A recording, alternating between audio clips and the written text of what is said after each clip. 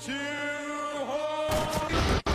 Every day I wake up, then I start to break up. Lonely is a man without love. There was a sentiment as old as time regarding war. That being that the battlefield is a rite of passage, a place for honor, and a source of many heroic tales for the victorious to come home with. But what about the soldiers on the losing side? What about the men who die on that field? The ones who never get to return to their home. What about them? So do you remember when you were a kid and maybe you had those little green toy soldiers, you know, the ones that look like this? Or do you remember how maybe you'd go out to the playground with your friends and maybe you would, you know, have this crazy pretend large scale battle where you were a soldier? Well, for starters, I don't blame you. I thought it was cool. We probably all thought it was cool, okay? But what we didn't understand as little Capri Sun drinking kindergartners was the sheer reality of what it was we were acting out. So, the majority of mainstream media, and especially American media, tends to more or less glorify fighting. Take a look at the superhero genre that's dominated the film industry for years now. People love these movies. I mean, I love these movies. Okay, maybe not the recent ones. Look at this. This is literally trash. My point being that this oversaturation of fighting and the glorification of it in media makes people think that it's cool. And, you know, maybe, you know, sure, it is cool if I was Superman with laser eyes and I was indestructible. But I'm not, and neither are you. So let's go ahead and see what it would look like if your average Joe was dropped into the heart of war. Before I begin, I highly recommend that you watch this movie for yourself. It's on Netflix, and I promise it's a good watch. But if you're just here to watch me run my mouth about some random German film, I'll go ahead and begin for you. All Quiet on the Western Front is the title of this movie. It was adapted from the novel of the same name published all the way back in 1928. There are two more iterations of this film. There's the one from 1930, which is also really good, and I suggest you give that one a watch as well. And then there's the one from 1972, which I haven't really heard much about.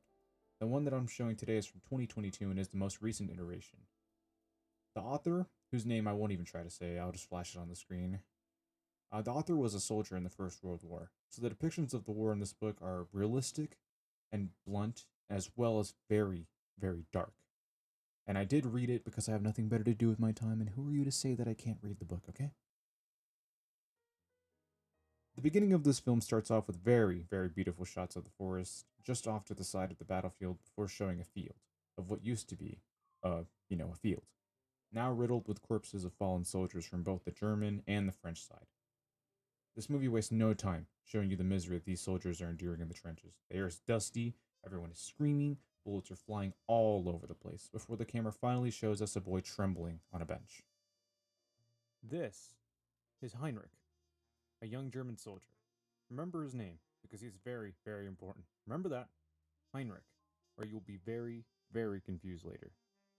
Heinrich is grabbed by his superior. I forgot what they call these guys, but basically they would just make sure everyone was fighting. After he grabs our young Heinrich, he places him in front of a ladder, where Heinrich then speaks to another soldier before he climbs the ladder. Only to be met with a bullet that probably wasn't even meant for him in the first place. And to make it all the more heartbreaking, Heinrich gets down to check if he's alright. And he knows him by name, so that was probably his friend. And he's given absolutely no time to mourn the loss of his friend. Now, this is the part of the movie where it really tries to get its point across, as if it already wasn't obvious enough. But before we get into that, I have to explain the context of the situation and the reality behind it. So this right here is my artistic rendition of the trenches of World War I. Now, this side right here is the French side, or the evil side, depending on who you're asking. And this side right here is the German side, or the Heinrich side for us. Now, for those of you who aren't familiar with trench warfare already, let me draw it out here for you. So, one side takes all of their men. So let's just say Heinrich's side, for example. They get as many soldiers as they can, and they put them on the side of the trenches, ready to go, and they blow their whistle and they run. They charge, but what do? They charge ride into machine gun fire and hope for the best. Welcome to World War One. And I'm not even exaggerating, by the way. They really would take as many men as they could and just have them charge across the front line through no man's land, hoping that they would survive to make it over here to the enemy trench. So, as you can imagine, this right here was a complete and total bloodbath for whoever side did it. So, let's just do a little hypothetical scenario and put you on the battlefield, okay?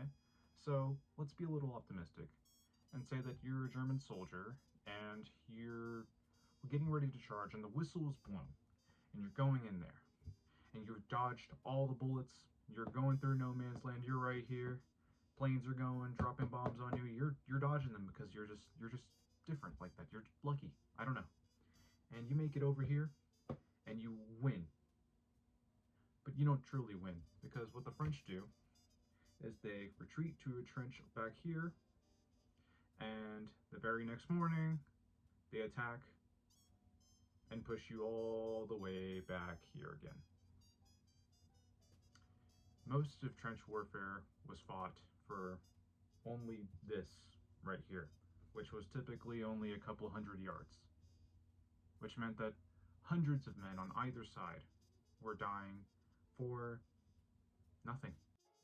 Now, let's get back to Heinrich, as now he's running through bullet fire and artillery. He manages to push up and take refuge behind a log next to a dead soldier.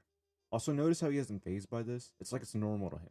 And right after this, another soldier right behind him calls out to Heinrich by name, so this is probably another friend of his.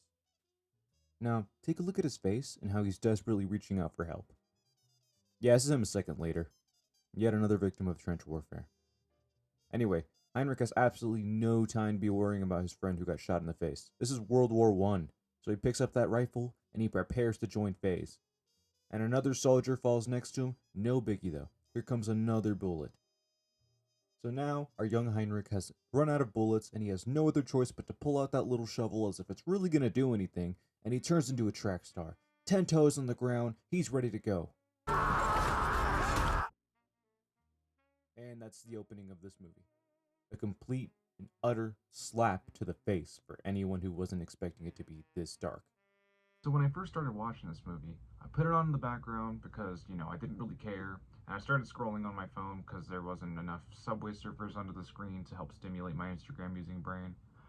But what I didn't expect from this movie was for it to show me the true rawness of the battlefield. I'm talking the fear, the danger that your average soldier goes through, because you hear the heroic tales that they come home with, but you never hear what the dead soldier has to say, because he's dead. And also because most movies don't really show you this stuff. Also, keep in mind that a lot of these soldiers are like really young, like 20 years old or even younger than that, like Heinrich, and I think Paul is definitely 17 years old. That's me. I'm 17. That's me on the battlefield. Yeah, anyways, the battle's long over now, and while the bodies of the dead are being stripped of their clothes to be resewn and sent to new recruits, more young men are being sent to a place one could only describe as hell on earth. This is Paul, our protagonist, and he is excited to join the German military with his friends Ludwig, Franz, and Albert. By the way, like I said before, they're all 17. I'll leave this quote from Battlefield 1 right here for you, okay? Anyway, Paul and his friends go to this rally where this old guy starts talking about fighting for the glory of the fatherland, the beautiful country of Germany, which at this point is getting bullied by France, Britain, Russia, and bald eagles. Now, once this man finishes his little speech, everyone in the room starts losing their minds, because remember, they think that this war is for honor and their homeland. But what they don't know is that men like this are leading these young men straight to their deaths. So fast forwarding a little bit now, Paul's getting ready to get shipped out after getting his uniform, which he tries to give back because he sees a name tag, but the officer in front of him assures him that it's fine, that the uniform probably didn't fit the person anyway, and he tears off the name tag for Paul and drops it on the ground. The name tag reads Heinrich, the same boy we saw at the beginning of the film, and the same boy we watched get buried in a ditch after having his uniform recycled. He's getting completely swept under the rug, since this officer lies straight to Paul's face, and you can see in his expression that he knows the uniforms he's handing off are from dead men, but he has to lie like this in order to keep throwing more recruits like Paul into the war. And clearly it seems to be working, as Paul and the others are excited and are already talking about what it'll be like when the war ends. Also, look at this guy's glasses, they're goofy. Take them off, man. As soon as they get to the field, they get rained on with bombs and everyone ducks in anticipation of a gas attack. But since Paul is a good man, he tries to help Ludwig put on his mask since he's the nervous one out of the group, which causes this commander guy to get on his case, telling Paul that he'll likely be dead by sunrise. When he finally gets into the trenches, he doesn't know it, but he's about to meet the best character in the movie, aka Kaczynski, who I will now be referring to as Kat. Kat is an older man and has been fighting in the war for some time now, so he takes Paul and his friends under his wing. Later into the night, Paul and Albert are watching the front line, and this is where Paul gets his first reality check of the war. Because he shoots at a dead body for some reason, I don't know why. I think he did it just to shoot his gun. Anyhow, the French shoot back at him in the head, but I promise he isn't dead, he just has PTSD. And so now that Paul has a killer headache, the French decide that now is the time to start moving in. And so, they shoot flares up into the night sky, which actually look pretty beautiful. And they even mesmerize Paul, but this is short lived as artillery starts raining down. So I'm back with my artistic rendition of World War I again, and I'm going to explain very briefly what the French are doing here because whenever I was watching the movie, I didn't really understand it. There was a line of dialogue that explained it, but I didn't really see it. So I'm just going to go ahead and get that out of the way for you. So what the French are doing is they're taking their artillery right here, that's right here on the front line, and they are moving it very slowly, but they are moving it. And what they're doing is they're getting an area of effect around here on the German side, and they're clearing them out slowly but surely. And so that means that Paul and everyone else has to retreat back into safety or just hope not to get hit. And they choose the riskier option of hoping they don't get blown away. Running into this little dirt room for cover, it's here that everyone starts freaking out, especially Ludwig. Oh, also, Kat starts telling them about the French's plan to move up slowly, which causes everyone to start freaking out even more, which I thought was kind of funny until this guy tried to run away to safety and got turned into a party popper. And as young boys do during their first night at war, everyone in the room starts panicking before a bomb finally drops on top of them, knocking everyone out. And that is Paul's first night on the front line. He didn't do anything heroic. He almost got his head shot off. They were blown to pieces. And you haven't even seen the aftermath yet. The next morning, Paul is woken up as the rubble on top of him is moved away. He's still in shock, barely understanding Albert whenever he's trying to tell him that they have to go collect dog tags from the dead bodies. This is where our goat, Kat, comes in clutch and gives Paul a bite to eat. Now, it might not seem like much, but trust me, food in the trenches is really hard to come by. So Kat must really mess with Paul like that to be giving him some of his own food. And now that Kat has managed to get Paul back to his senses, he decides to go around collecting dog tags until he steps on something that cracks under his boot. And when he checks to see what it is, he suddenly recognizes it. So he takes a step forward and finds a body on the ground with a missing leg. And as Paul turns him around to see his face, he's met with the lifeless eyes of his friend, Ludwig, the boy who was internally afraid to go to war. All Paul can do is collect his dog tag and cry, because he knew Ludwig wasn't made for this. Yet he lies on the ground next to him. Paul's first personal death. Elsewhere, the dog tags of the dead soldiers are being counted up, which is worrying the German government. This is when we meet Matthias Erzberger, I believe, who I will now call Matt. Matt is a German diplomat, and his job throughout this film is to negotiate a fair peace with France, which, if you're familiar with history at all, does not end well for Germany. So because World War II really overshadows World War I, a lot of you may not know about the Treaty of Versailles. The Treaty of Versailles is what Matt here is trying to stop. And the Treaty of Versailles puts a huge bill on Germany and also takes away their military. So it's very understandable why Matt tries to talk with the French officials throughout the entire movie. And the reason why he's having so many conversations with them is because he's trying to diminish the punishment that comes with the Treaty of Versailles. Because that's really what the Treaty of Versailles is. It's like pretty much like two punches to the face because a huge bill and taking away their military is kind of crazy. So anyways, it's been some time since the first battle, and Kat manages to find this farm. So he gets Paul to go with him, and they go in and they steal from the farmer. And the farmer's not very happy about it, he even shoots at them. But because Cat is our goat, he manages to get away, and he pisses the farmer off enough to want them dead. Never mess with the farmer, I guess. So now that the greatest of all time has brought dinner, we get introduced to this guy, Thajadin, who is not really a new character, since if you remember correctly, he was the one from the trenches that was warning about the French barrage. Also, from now on, he will now be called Stackfleet, because I am not pronouncing his first name. Also, it's important to note that his eye is a little messed up, and I don't know when he got this, but I assume that he got it from the last battle, because if you remember, he also didn't have that messed up eye. Anyways, after the group has their dinner, we get treated to this nice scene where we are fully introduced to all of the characters and their aspirations. This is where we learn that Kat has a wife, Stackfleet wants to be a military police officer, and Franz and Albert just want to get on with a French girl. Which, I mean, hey, I don't blame them. Anyways, the French girl in question happens to be passing by, and this is where we see that Franz has 5-star game when it comes to French girls, because he can say bonjour and au revoir, which somehow manages to catch this girl's attention.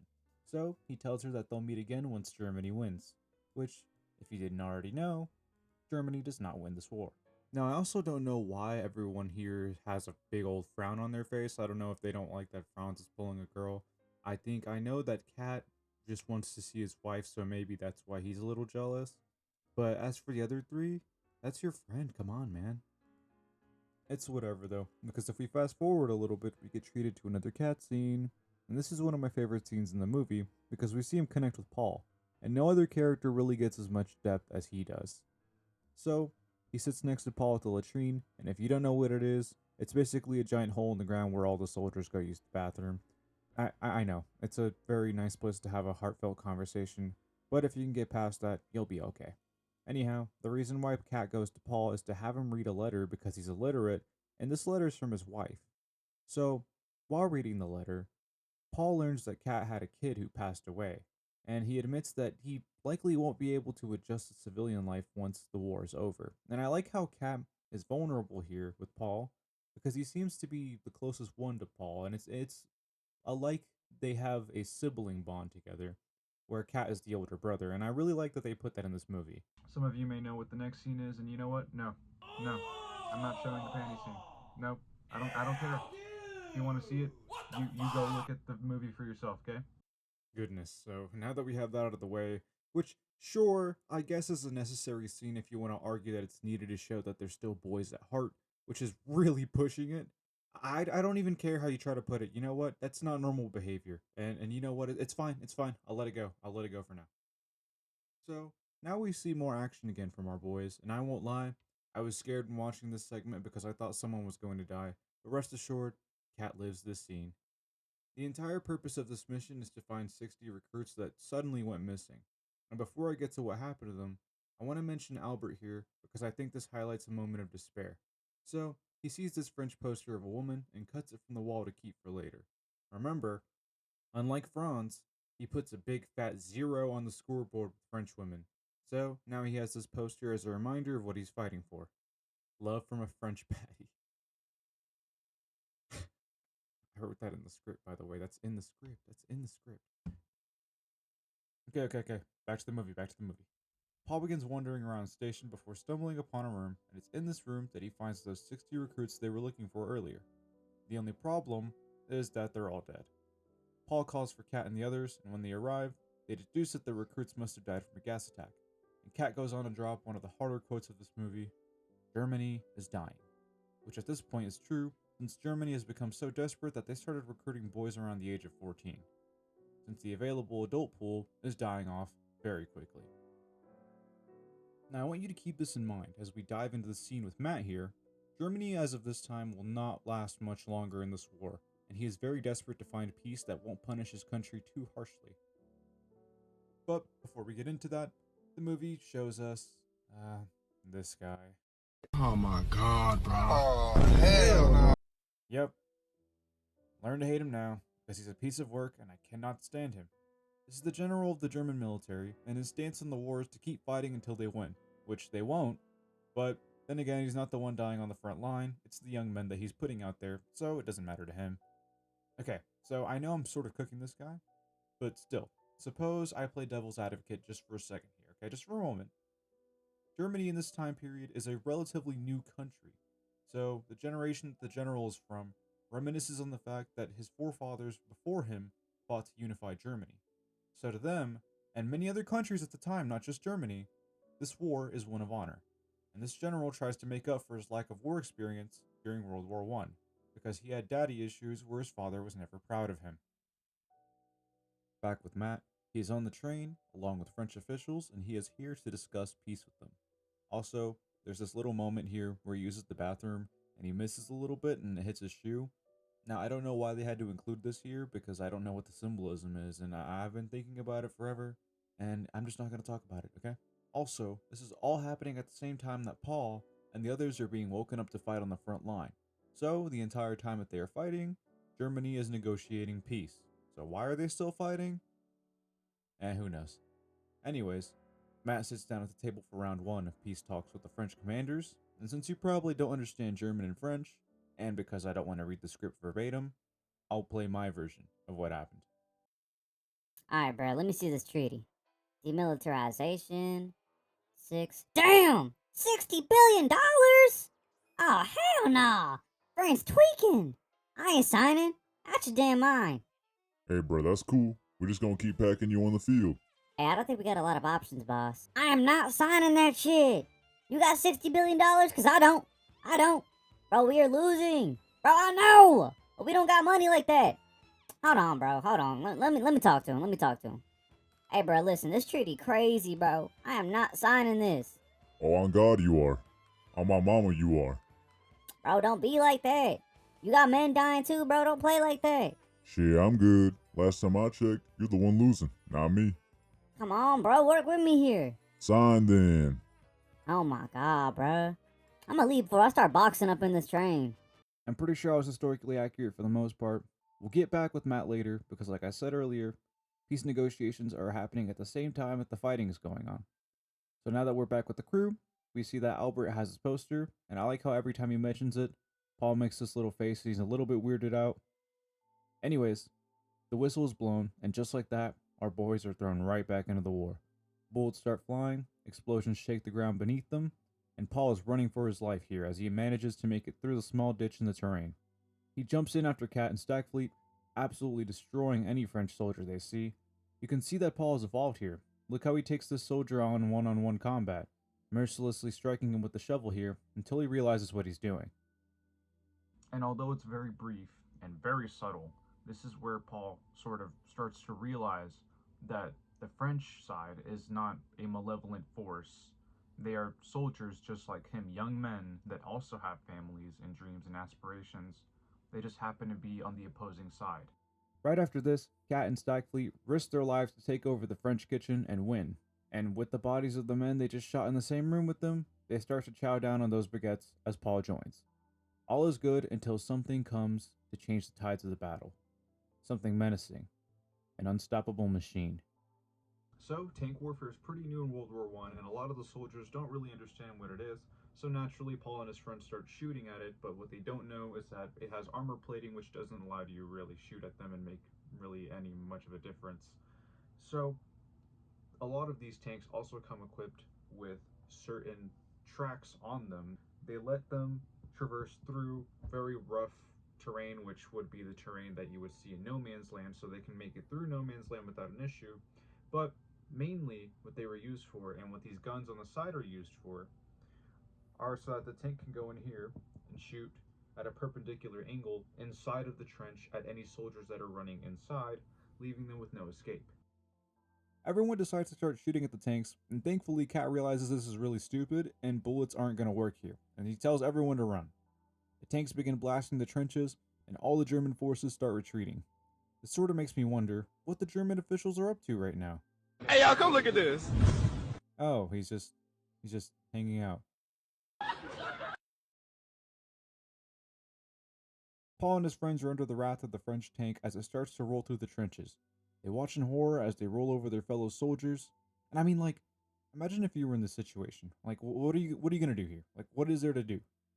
Paul's friends choose to push the tank head on after finding their weakness by putting grenades in the tracks. This is really stupid. I think anyone with a working brain here would choose to run away, but, whatever. Even Paul considers it for a moment. But he can't leave his friends behind, so into the meat grinder he goes. All this could have been avoided, by the way, if they just retreated with the other soldiers. But who am I to say? Who am I to say? Whatever. Paul and gang roll up on this tank and they start putting explosives inside it through the little slits in the side, forcing the soldiers on the inside to come out. Right after this, they're engaged by French reinforcements equipped with flamethrowers, which could have been avoided, by the way, but we'll let it slide for now. Anyhow, Paul realizes he can't win this, so he tries to run back, but he's blown away into a ditch. And man, these movies love nearly killing the main character with an explosion almost every 5 minutes. So Paul turns around here after collecting himself, and the sight he sees is one that he almost can't believe.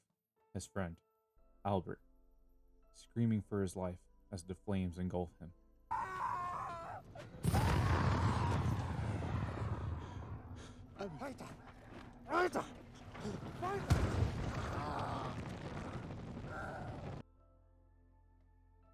So now this is Paul's second personal death, and for me, this was one of the worst deaths in the movie because I really liked Albert. Albert was actually really funny, and he was a simple guy. He just wanted to come home after the war, find a girl, and settle down, and obviously now he can't do that anymore. Now, down another friend, he's pulled away by Kat to safety. Paul then soon realizes that Franz and Stagfleet haven't been seen in a while, so he starts panicking. But the sergeant tells him not to worry and just to gather all the ammunition and grenades so they can regroup at another trench. Whoa, did Kat just haul that on his shoulder? That's why he's the GOAT! The GOAT! Paul starts running with some supplies, essentially praying and hoping that he gets blown up again and tossed into another pit. Didn't this happen like 2 minutes ago? The next scene is super long and super boring. I'm going to save you some time here by just telling you straight up. Matt talks with his advisors, and they try to get him to keep going in the war, but Matt says that his son has died in this war already, and it's pointless since they're losing. Let's get back to Paul. Paul turns around after landing face first in the mud, and he sees a French soldier pointing a rifle at him. Thankfully, the bombs in this movie do not discriminate, and he gets knocked into the pit with Paul, which gives him the chance to run over and plunge his knife into him, over and over again. Soon enough, Paul realizes that the other man isn't even fighting back, and in refusal to believe what he's done, he shoves dirt in his mouth and scurries away, putting his helmet on a stick and raising it to see if the coast is clear, but it's not. Paul then starts to really grapple with the reality of what he's done. Yes, he's killed before, but a knife is so personal compared to what he's done before, not to mention that the man wasn't a threat to him once he was on the ground and he lost his rifle. Coming to his senses, Paul crawls back to the French soldier and offers him water from the puddle, which is dirty, but is water nonetheless. He then reasons that the next step is to attempt to cover the stab wounds. So, he grabs the knife and cuts through the uniform, but the man tries to push him away. Paul tells him that he's friendly and he doesn't want to harm him, and he cuts open the uniform to place gauze on his chest. But this is all in vain, as the soldier's eyes stare lifelessly into the sky. Paul then rummages through his wallet to at least get the name of the man that he killed, and he did find what he was looking for, but he also finds a letter from the soldier to his wife, and a photo of his family, waiting for him to come home. It's here that Paul can no longer hold back his tears. So, in my opinion, this is the most impactful scene of this entire movie by far.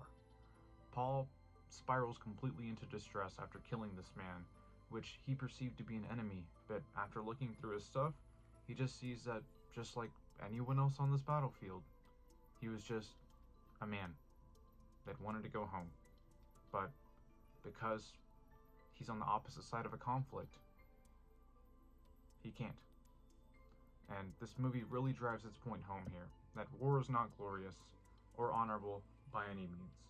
Most of these soldiers, like the one that you saw here, will die cold and alone and afraid in the middle of a ditch, in the middle of a field, in Europe.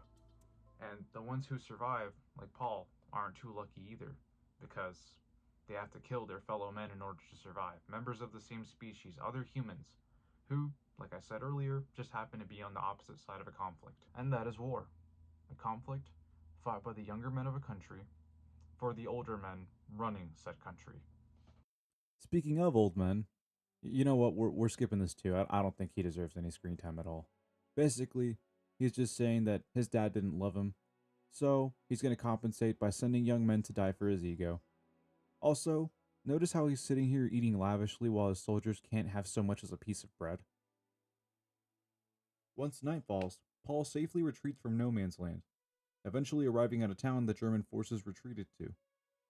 It is here that he learns that Stackfleet is still alive in the infirmary, so he goes to pay him a visit. Stackfleet tells him about his leg injury, which he says will cost him his entire leg. In this scene, Stackfleet also tells Paul that Franz was killed off screen, and all that is left of him for him to give to Paul is his handkerchief. And if you remember, Stackfleet wanted to become a military police officer, and an amputated limb to him is a career ender. So, to cheer him up, Paul goes to the canteen to get him some soup. And who does he find in the canteen? None other than The goat! The goat! Kat and Paul come back to visit Stackfleet, and despite all their efforts to cheer him up, he takes the opportunity once they look away to grab a fork and put himself out of his misery. Paul and Kat try to stop him, but the damage is already done. That makes personal death number 4, with Franz counting for the third. Later that night, Paul and Kat catch up with each other, where they express their feelings of doubt within the German military. Which are totally warranted, by the way. Both of these men have lost every one of their comrades simply because Germany will not surrender. And speaking of German surrender, the next scene is the scene we've all been waiting for. Matt finally gets the rest of the other German officials to stop whining and sit down at the table with the other French officials so that they can get started with the process of surrendering. Also, what is this guy's problem with Matt? I get that Matt tried to negotiate for easier terms on his side, but he does not like Matt one bit. He starts the session out by giving him the evil ass stare and talking shit to him, and the disrespect on Matt is crazy. I would have jumped over the table by now, I don't care. Right, so one by one, the German officials start signing until we get to this guy. He thinks about refusing momentarily, but ultimately ends up giving in, which locks Germany into an armistice that ends the war on the 11th hour of the 11th day of the 11th month, which is my birthday, by the way. Guess what? What's up? I don't give a fuck. I don't That's give why your a lips fuck. huge, right? Anyways, if you don't know why this is problematic, it's because Germany and France could have just ended the war right here, but instead they chose to put the ceasefire at a symbolic time, 11-11-11, which ended up causing the deaths of 3,000 more soldiers. Anyways, this makes our German commander really mad, and I'll show you later what he does. I just need to get him off my screen before I jump through my monitor. So back with Paul and our king, Kat decides that they should go bum off that one farmer again, and Paul figures why not. They get to the farmer's house, and this time Paul jumps in, and this little kid. This kid tries to lock him in, which ends up worrying Kat since he starts taking a long time, but eventually Paul breaks out and makes a mad dash for it. Also, I thought this farmer was initially firing his gun to scare them off the farm like the last time they stole from him, but no. He's actually shooting to kill, and he almost kills Paul here by clipping him in the head, but he barely misses and the two escape. Oh, and this little kid, oh my god, and the stupid look on his face. I would actually curb stomp. So, after Paul and Kat get a good enough distance away, Paul checks his pocket and sees that one of the eggs he stole was cracked. So, not wanting to waste any food, Kat puts it in a little container and starts scrambling it. This is why he's so cool to me, by the way, because this man will do anything for food. Like, from the very beginning of the movie, this is the food man. Anyway, right after this, Kat walks into the wooded area next to them to relieve himself, but when he turns around, he is met with the farmer's son, holding a rifle. Outside of the trees, Paul hears a bang, and when he goes to check what happened, Kat tries to downplay the situation by saying he's fine, but he ends up falling over, and Paul checks him to see that he's bleeding profusely from a bullet wound in his abdomen. Paul helps Kat walk to a nearby road, and some trucks pass, but ignore Paul's cries for help.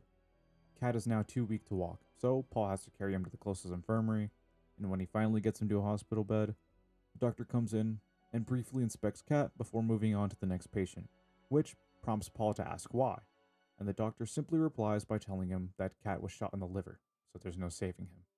Paul tries to get Kat to wake up, but he's unresponsive. Yeah, Kat's dead. On the day of armistice. Why?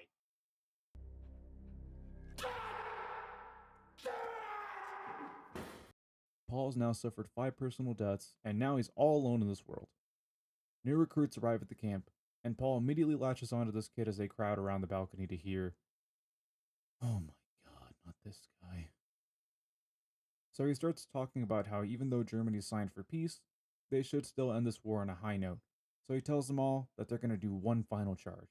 And you can see in Paul's defeated expression that he's been destroyed by this war, and unlike him, a few soldiers try to defy the general's orders but are killed. Now, we get a little bit of perspective from the French side. They're already celebrating peace, since no one would launch an attack less than an hour left on the clock, right? Right? So, since they're totally oblivious now, the German forces begin their final charge and take the French completely by surprise as they race to their guns and try to take down the incoming forces. But the Germans have already closed a large distance. As Paul gets closer to the trench, he's engaged by this French soldier, who, despite his best efforts, is overpowered by Paul, since now he's an experienced veteran. Paul beats him and continues pushing forward, finding that the recruit from earlier is overrun by French forces. So he jumps in to help him out, but the soldier flips him over and pushes him face first in the mud. Paul struggles to breathe and looks for anything to defend himself with until he finds a rock to hit the soldier with. Paul then charges the soldier after he gets a hold of a pistol on the ground, and the two fall into a room where the two continue their standoff. But both of them end up staring at each other.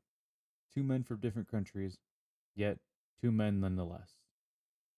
Paul is stabbed in the back with a bayonet and he falls to his knees, just as the whistle is blown and the ceasefire comes into effect.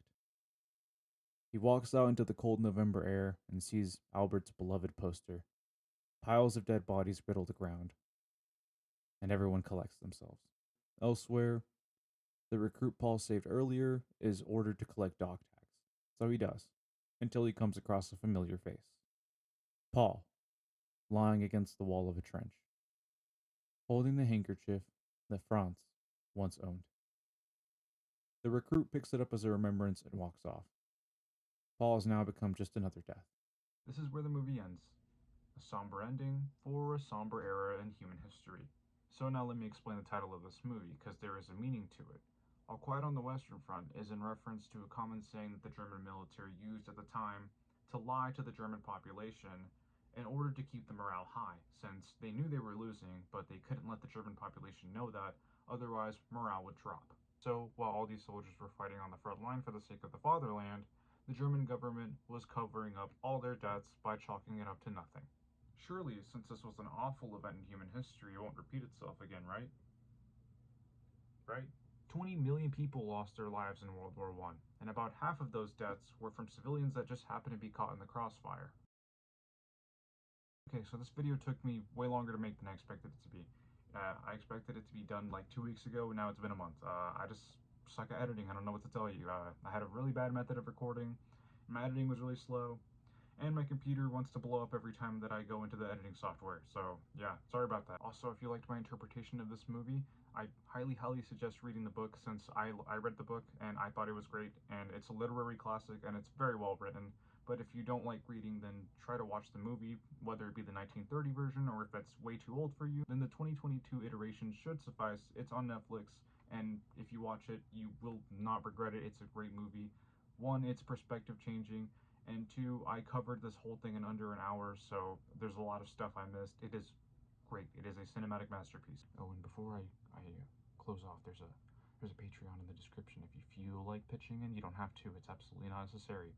All these videos are passion projects, so I will keep doing them. But if you want to see me get stuff like better camera quality or whatever, I can definitely take suggestions, and funding will go towards that.